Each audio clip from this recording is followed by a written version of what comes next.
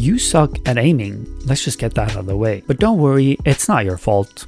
Well, actually, it kind of is. Today, I'm here to save you from yourself, your bad habits, and that little voice in your head whispering, maybe I'll just get good overnight. Spoiler alert, you won't. The secret to improving your aim isn't some mystical nonsense like gripping styles or tension management. Look, if you want to meditate, go download a mindfulness app. This video is about actual improvement. Progressive overload. The two words no one wants to hear because they sound like homework. But listen here, champ. Sometimes you gotta do the boring stuff to become the Giga Chad aimer you're destined to be. Let's address your current strategy, and I use that term loosely. You're probably just scrolling through random playlists like it's Tinder, picking whatever looks sexy that day, playing it once and expecting miracles. Newsflash, that's not how it works. If something feels too hard, you bail. Too easy, scrap it entirely. You don't adapt the playlist to your needs, then you wonder why you're stuck? The real problem, there's no structure, no conditioning, and no playlist tailored to your weakness. And then there's my favorite excuse, but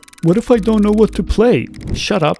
You sound like a pansy. Instead of guessing, start writing things down. Wide wall felt tiresome? Log it. Felt good playing reactive and static? Cool. Now you got a reason to keep grinding that style. Structure your success on paper, not on a whim. This is why my coaching works. Some guy plays Zero to Hero, says it's trash, then I coach him, slap Zero to Hero in the right structure with the right supporting playlist, and suddenly, boom, Zero to Hero is a banger. Is that magic? No. Structure? Yes. You've been winging it, hoping to get good fast, but here's the deal. Building good aim isn't a sprint. It's a grind, a long-term investment, which you'll probably still fail, but that's beside the point.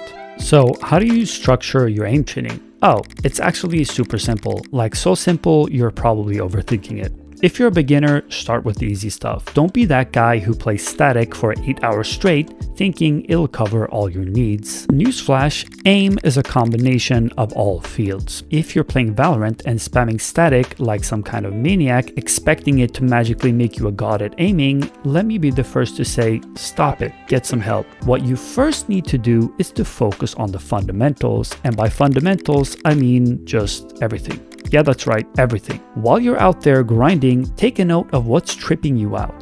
Overflicking all the time? Well, congratulations, smooth brain. Maybe it's time to play some pokeball and pair it up with target switching for speed. And hey, if you're still stuck playing Marvel Rivals, which by the way, I really hope you aren't, and you're constantly under tracking, guess what? Adding some centering, region, and moving tracking might just fix your garbage tracking skills. Crazy idea, right? But here's the catch. Don't just randomly play these scenarios like a chimp smashing buttons. You need a supporting structure. Static assists dynamic. Smoothness assists reactive. It's all connected, my dude. Oh, and if this feels overwhelming, don't worry. I've got a 30-page free FAQ in the description that'll make you feel even dumber. Go check it out. All right, let's talk about conditioning types, which is just a fancy word of saying stop playing like a moron and start training smarter. First up, we got SYA. This is for the people who are like, what if I go slow first? Yeah, genius, that's the entire point. Start slow, get your mechanics right, and then when you're ready, hit full speed. It's like walking before you run, except here it's more like crawling before you sprint into a brick wall. You hit 70% time scale and then 100. Next, easy to hard. This one's for beginners. You start with something that makes you feel good, like, oh wow, look at me, I'm so cracked. And then hit them with something that makes you cry. It's like saying congratulations, but now you have to suffer. It's basically a larger scenario before hitting a smaller one. And my favorite, hard to easy. This is for the people who are like, I can't progress, I'm stuck. Yeah, maybe the easiest version of bounce 180 for the 100th time isn't such a good idea. Here's how it works. Start with playing something brutally hard, like why am I even doing this hard? And then you drop it to something easier. And suddenly your brain is like, oh, this is kind of easy. It's a gym thing, I'd know, I'm pretty buff. If you push the hard stuff first, everything else just feels like pushing air. Look, conditioning isn't just mindlessly grinding, it's about tricking your brain into learning. It's mental gymnastics with a side of self-torture. And if you're not doing it, you're probably stuck in the same rut wondering why your aim still sucks. Stop guessing, start conditioning, and no, it's not optional.